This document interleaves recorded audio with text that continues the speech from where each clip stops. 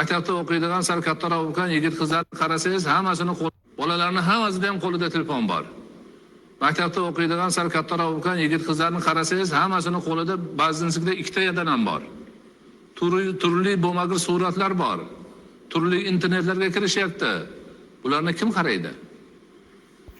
Mana 29-mayda qaror chiqdi, hukumatning qarori chiqdi, ta'lim muassasalarida foydalanish man qilinadi. Yaxshi gap. Lekin u yerdan chiqqanda uyiga kelgandachi?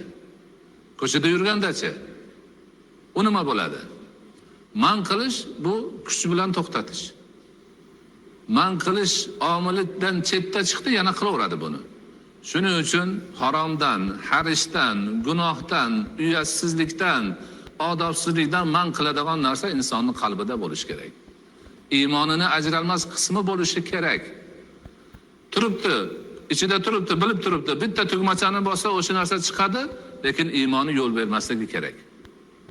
Yo'q, bu gunoh bo'ladi. Ayib bo'ladi. Men musulmon shaxsman, menga to'g'ri kelmaydi deb o'shini imkoni bo'lsa ham qilmasdan tark qilsa, ana shu inson haqiqiy axloqli inson bo'ladi. Odamlar ko'rib turganda o'zini yig'ishtirib olib, odamlarning ko'zidan chetga o'tganda nima xohlasa qilavergan, u axloqsiz odam u. Odamlarning oldida o'zini tutishi bu riyokorlik uchun bo'lgan bo'ladi. Yolg'iz qolganda o'zi nimani qilaversa, bu demak axloqsiz odam. Hali axloq uni qalbiga kirmabdi.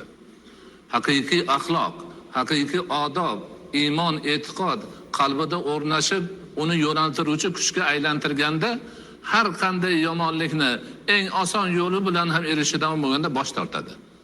Gunohligini biladi, tan olmaydi, qilmaydi. Biz bolalarimizni ana shu saviyagacha tarbiyalashimiz kerak. O'zimiz shu saviyada tarbiyalanishimiz kerak.